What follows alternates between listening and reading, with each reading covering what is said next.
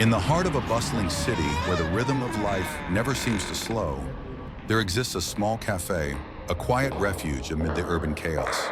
The soft hum of conversation, the distant hiss of steaming milk, and the rich aroma of freshly brewed coffee weave together, forming an atmosphere both comforting and familiar.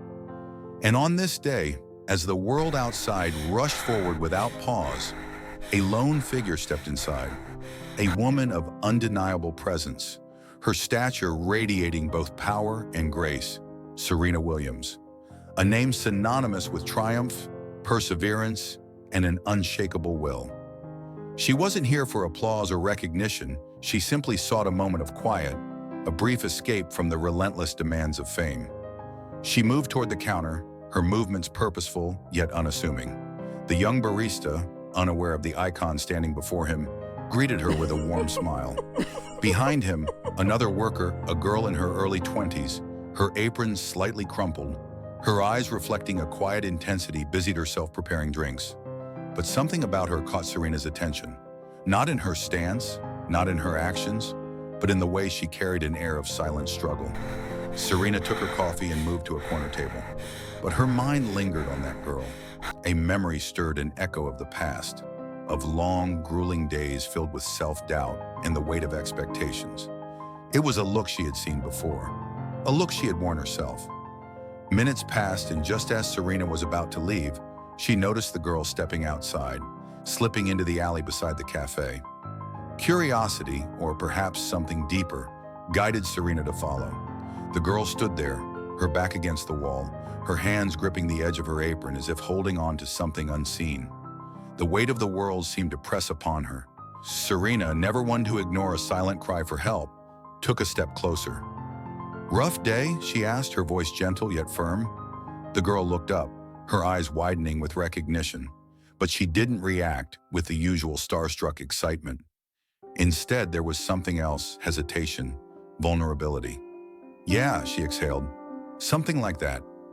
Serena leaned against the wall beside her, allowing the silence to stretch between them. Then, with a knowing glance, she spoke. "I don't know your story, but I know that look. I've seen it in the mirror more times than I can count." The girl hesitated before answering. "It's just life. It feels like no matter how hard I try, I'm stuck. School, work, expectations. It's like I'm running a race I can't win." Serena nodded, taking a sip of her coffee before replying. "Sounds familiar. You know, people see the trophies, the victories, the moments under the spotlight. But they don't see the countless failures, the heartbreak, the nights I wanted to quit. The real battle isn't on the court, it's in here." She tapped her temple lightly. "It's in pushing forward when everything tells you to stop." The girl's eyes glistened with something unspoken, a mix of understanding and realization. "But what if I'm not strong enough?" Serena let out a soft chuckle, shaking her head. "Strength isn't about never falling. It's about getting up, every single time. You're in the middle of your fight, and I won't tell you it's easy.